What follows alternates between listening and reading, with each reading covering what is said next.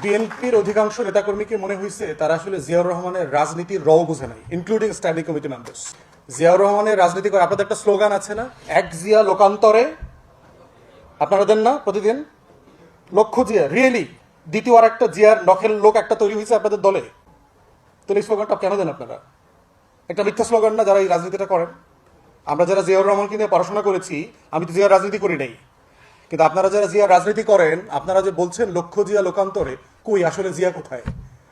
জিয়া কি চুরি চামারি টাইপের লোক ছিল? লুটপাট বাটপারি করাপশন এই টাইপের লোক ছিল? মানুষের হক নষ্ট করে খাওয়া এগুলো করছে? করে নাই তো।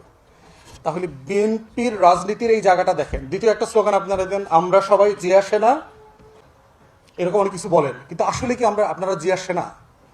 জিয়াকে কি আসলে আপনারা বোঝেন, ধারণ করেন? জিয়াউর রহমানকে ধারণ করবার জন্য জিয়াউর রহমান সম্পর্কে যতটুকু পড়াশোনা করা দরকার, এই পড়াশোনা করার লোক তো আমি তো বিএনপিতে দেখি না। তো আপনি বিএনপির কি রাজনীতি করবেন?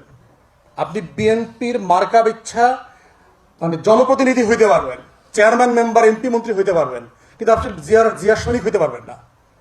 তাহলে বিএনপি করা আর জিয়াকে বোঝা এক জিনিস না। এই বাস্তবতাটাই কিন্তু বিএনপির রাজনীতিকে বারবার হোঁচটের মধ্যে ফেলেছে। যারা জিয়াকে না বুঝে বিএনপি করেছে, তারা দিন শেষে লুটেরাদের অংশ হবে, অলিগার্কির অংশ হবে, কিন্তু জিয়া সৈনিক হইতে পারবে না। অতএব যদি সত্যিকারে ওই জিয়ার রহমানের মতো করে বাংলাদেশটাকে যদি আপনারা বদলে দিতে চান, কদিন পর আপনারা ক্ষমতায় আসবেন, সেটা ডিসেম্বরে হোক আর জুন জুলাইতে হোক, বাংলাদেশে সিম্পলি আর কোনো অপশন নাই পলিটিক্যাল পার্টি আকারে। আপনারা কদিন পরে ক্ষমতায় আসবেন, দেশ জিয়ার মতো চালানোর মতো লোক তো আমি দেখি না। তো বিএনপির এমপি মন্ত্রী যারা হবেন, আমি তো অলমোস্ট সবাইকে চিনি। আপনাদের ক্যাবিনেটে যারা 30-50 জন মন্ত্রী হবেন, আমি তো সবাইকে চিনি মোটামুটি। আমি জিয়াউর রহমানের ক্যাবিনেটকেও চিনি। বাংলাদেশের পার্লামেন্টারি হিস্ট্রি পড়েছে, এবং ৭৯ পার্লামেন্ট যদি আপনারা দেখেন, জিয়াউর রহমানের ৭৯ পার্লামেন্ট হচ্ছে বাংলাদেশের ইতিহাসে বেস্ট এভার ইলেক্টেড পার্লামেন্ট। এই পার্লামেন্টে দেখেন আন্ডারগ্রাউন্ড পলিটিক্স করছে, নকশালি অস্ত্রধারী রাজনীতিবিদ করেছে। তোহার মতো লোকদেরকে এমপি বানায় নিয়ে আসছে না? তোহার রাজনীতি কি জিয়াউর রহমানের রাজনীতি?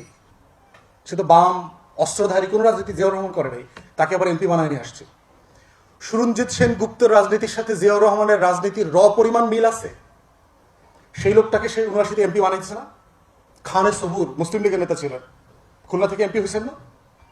মুক্তিযোদ্ধা, কিন্তু খানে সবুরকে মুসলিম লীগের মানুষ তাকে এমপি বানাইছে।